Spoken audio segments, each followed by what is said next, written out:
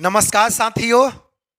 आज कुछ वैसा टॉपिक लेके आए हैं जो आप लोग को भी सुनकर अजीब लगेगा कि ये कैसा टॉपिक है। सामने आप टॉपिक पढ़ लीजिए।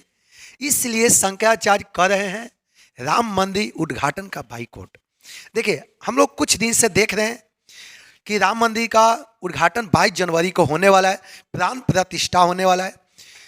पूरे देश में खुशी की लहर है, चाहे बच्चा हो, बूढ़े हो, जवान, हर कोई, चाहे किसी भी समुदाय का हो, किसी भी कास्ट का हो, किसी भी रिलीजन का हो, सब कोई लगा हुआ है। श्री राम जी का मंदिर जो उद्घाटन हो रहा है 22 जनवरी का, इसका शुभ दिन देखने के लिए हर आदमी एक्साइटेड है, बेचैन है। इंसान तो है ही, जानवर भी अजीब है। सुनने में आया, पहले आपको टॉपिक पर आते हैं, देखिएगा। ये सुनने में आया है कि जस्ट 2 दिन पहले कुछ बंदर का समूह है, झुंड, राम मंदिर के गेट पर आके बैठ गया। और ये बंदर कहां से आया किसी को पता नहीं चला। आप जानते हैं कि श्री रामचंद्र जी का जो प्रेम सभी आदमी से रहा है, इंसान से, पेड़ पौधा से, पक्षी से, उनका तो करीब जो रहा है, बंदर से उनका स्नेह रहा है। आप जानते हैं कि जब रावण सीता माँ के हरण करके ले गया था, उस समय श्री रामचंद्र जी का जो सैनिक थे वो ईश्वर के अवतार बंदर थे। ये बंदर नहीं है, ईश्वर के अवतार थे ये लोग। देखिए, ये कहां से बंदर आया किसी को पता नहीं चला। राम जी के इतना प्रेम है, अचानक बंदर तो आया ही, इसके साथ साथ देखिए, आप देखोगे ना, आपको अंदर से क्या लगेगा समझिए। स्वयं ऐसा लगा कि श्री रामचंद्र जी यहाँ पर विराजमान है, यहाँ पर बैठे हुए हैं, और उसके स्वागत करने के लिए उनका सेवक बंदर गेट के सामने बैठा हुआ है। ये बंदर तो है ही, आगे भी देखिए, ये देखिए भालू। आप नाम सुने होंगे जामवंत जी, जो श्री रामचंद्र जी का एक तरह से सलाहकार थे, सलाह देते थे, एडवाइस देते थे, आपको ये करना चाहिए, ये करना चाहिए। तो देखिए, ये भालू आया कहां से। यहां तक कि जो बनाने वाले कर्मचारी हैं वो देखकर दंग रह गए थे कि भाई भालू आया कहां से। अचानक कहां से ये सब भालू मंदिर के प्रवेश में आ गया। ये कहीं ना कहीं आप समझ गए होंगे, कहीं ना कहीं दिव्य शक्ति है। इंसान को तो श्री रामचंद्र जी से स्नेह तो है ही, प्रेम तो है ही, लगाव तो है ही, जानवर का भी गजब लगाव है, आपके सामने है। ये तो देख कर हम लोग का तो दिल एकदम से छू गया। हम आते हैं सीधे टॉपिक पर कि 22 जनवरी को राम मंदिर का प्राण प्रतिष्ठा होने वाला है।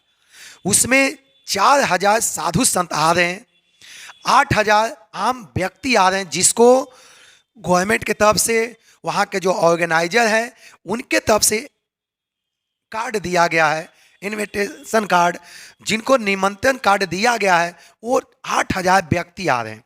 लेकिन इस बीच में हमारे देश में 4 पीठाधीश हैं, आप लोग भी जाने। हमारे देश में 4 पीठ है। हम पहले तो आप लोग को चारों पीठ को बता दें कहाँ कहाँ पर क्या है, उसके बाद हम इस टॉपिक पर बात करेंगे। देखिए, हमारे देश में 4 पीठ है। देखिए, सबसे आपका उत्तर में आपका है, देखिए, बद्रिका आश्रम हिमालय, ये किधर है, उत्तर में, ये आपका पहला है। दूसरा देखिएगा, अगला जो आपका है, देखिए, श्रृंगेरी मठ दक्षिण में है। ये पूरा बहुत पुराना मठ है। ये हमारे देश के चारों तरफ मठ बनाया गया। श्रृंगेरी मठ दक्षिण में है।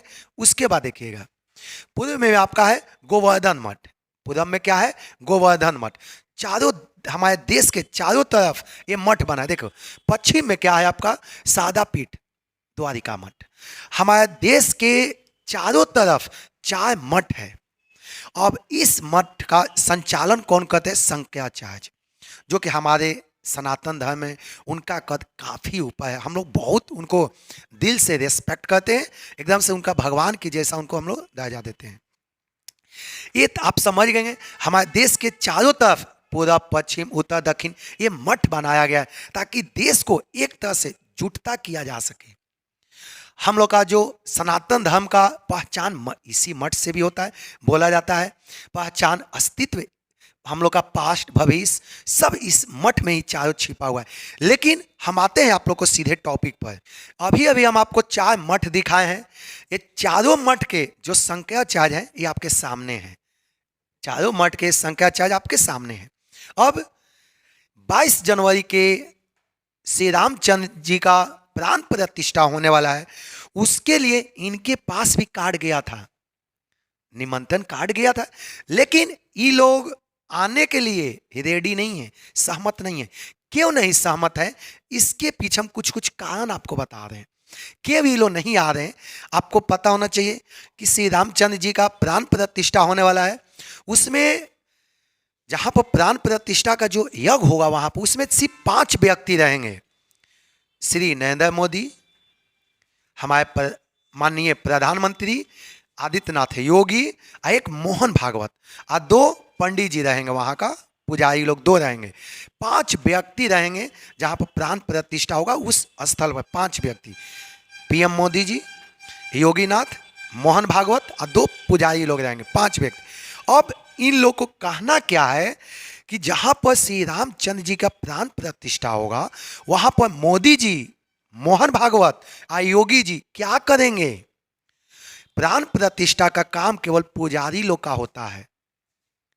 इसलिए ये जो माहौल क्रिएट किया जा रहा है ना, और जो योगी जी के द्वारा, पीएम मोदी जी के द्वारा, मोहन भागवत के द्वारा जो प्राण प्रतिष्ठा का काम किया जा रहा है, इसका केवल राजनीतिक फायदा है।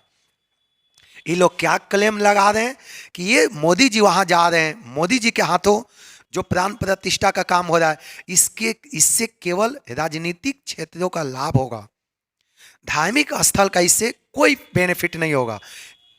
इसलिए ये लोग एक तो और बात बोले हैं कि यदि मोदी जी, योगी जी, मोहन भागवत जाके पूजा पाठ करेंगे तो हम लोग केवल क्या बाहर बैठ के ताली बजाएंगे। इन लोग का ये हकीकत है कि इन लोगों का कद पीएम मोदी के जैसा बहुत, ये लोग बड़े लेवल का है। हम लोग इनको बहुत बड़े कद का मानते हैं, इनको रिस्पेक्ट करते हैं। सनातन धर्म का ये एक स्तंभ है, हर कोई को मानना चाहिए। इन लोग का कहना यही है कि हम लोग एक इतना बड़े पुजारी हैं, हम जाएंगे बाहर बैठेंगे, पीएम मोदी पूजा करेंगे, हम बैठ के ताली मारेंगे। इन लोग का कहना ये है कि हम लोग इसी शर्त पर जाएंगे जब हम लोग को पूजा करने दिया जाएगा। अब हम लोग जानते हैं कि उस दिन कोई भी जनरल पब्लिक मंदिर में जाकर पूजा पाठ नहीं करेगा, ये सब कोई जानते हैं। पूजा पाठ जिनको करना था 23-24 तारीख से अपना करेगा। उस दिन केवल 5 आदमी, केवल वो जो प्राण प्रतिष्ठा स्थल पर 5 व्यक्ति रहेंगे।